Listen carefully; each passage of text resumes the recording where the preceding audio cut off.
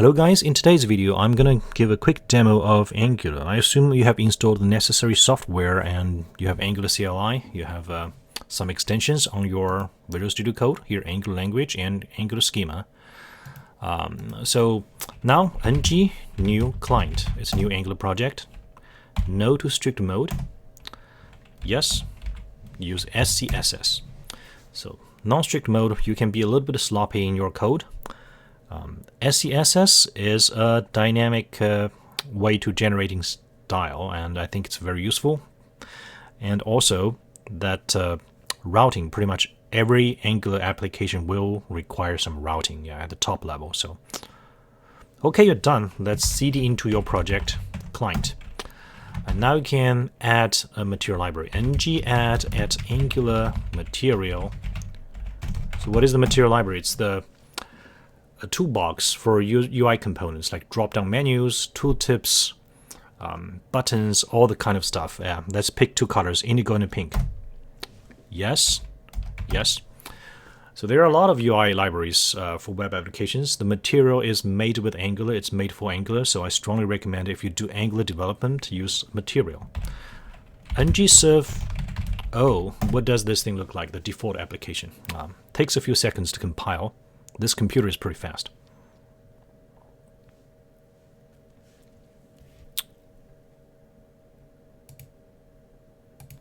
Okay, the default app has a whole bunch of stuff already. Let's go to that folder, client folder. Let's go to source directory, app directory. There's app component HTML. All these crap, let's delete them. Okay. Once you delete the stuff, it's blank. This router outlet is Outlook. I can show you what it is for later. Now, let's do some housekeeping. First, we install the material library. Let's create a new module. ng generate module. Let's put it under the folder modules called shared. So, okay, sorry, it's cd client. So create a shared module. This is like toolbox. Let's grab a bunch of tools to this shared module, and so that we can use these tools. Let's copy some code. So here's the module directory, shared module, to paste all these code. You can see there are a bunch of tools for the material library, like toolbars, icons, menus, buttons, dividers, input, card, paginator, so a bunch of stuff we import. And there's also forms module, reactive forms module, and HTTP client module. So web application will often use user forms for user input, and it will talk to other computers on the internet. So you need HTTP client. This is a shared toolbox. Then you can import the toolbox to your module. App module, shared module. Good. It automatically imports the code. Very convenient. Now let's define some colors. We picked indigo and pink under app. Well, let's create a new folder called app data. And a new file under this app data folder called colors.scss. Yeah, we use Sass instead of vanilla CSS. Let's just copy these colors from another file. So we picked pink and indigo. Now we have declared 9 different shades of pink and 9 different shades of indigo to use. And of course you need to import this style into your global style sheet before you can use it. Import source app data, and the file is called colors.scss. Once imported, you can use these colors in your application. Okay, let's just define a few other styles. So the other styles is just for your layout and stuff like that. Let's copy 3 styles. The first one is called padded. So your content has some padding. It does not touch the top, does not touch the left. It looks nicer. Okay, not this guy.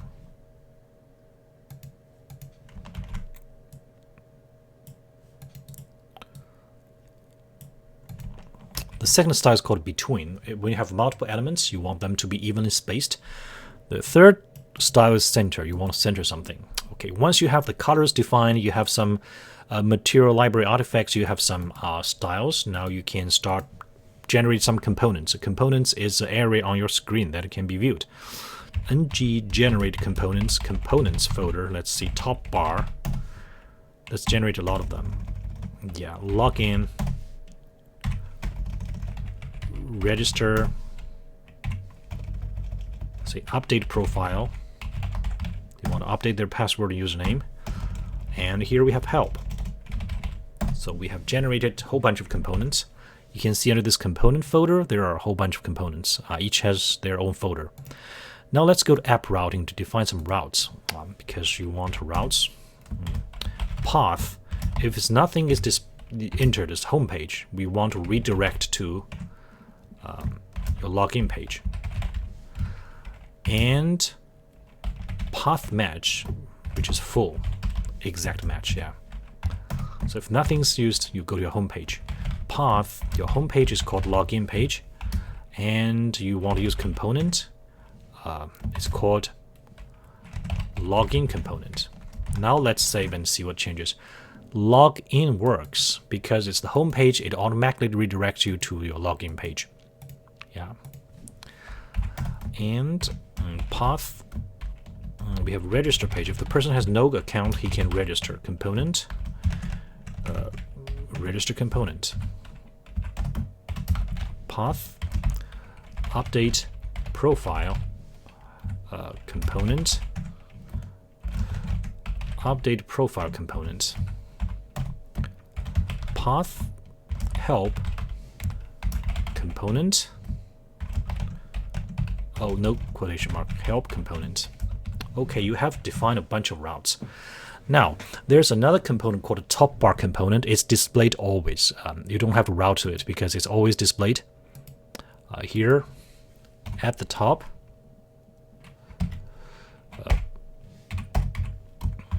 let's see, app, top bar, save.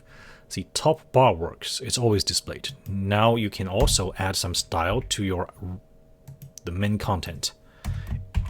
So division class equals padded.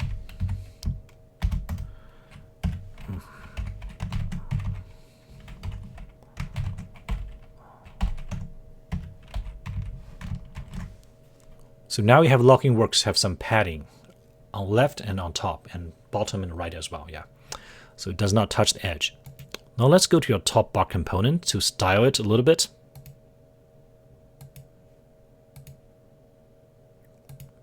So currently the top bar component has nothing, just a top bar works. Let's delete this guy and use the stuff we imported. Mat toolbar, material library. Let's color equals primary and class equals between. So the elements on your top bar are evenly spaced.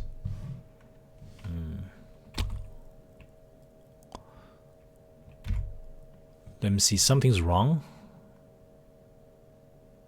Okay, there's extra mat.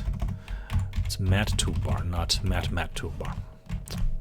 Now you have a blue bar. Let's put 3 elements to it. Division. The middle element, let's add some text to it.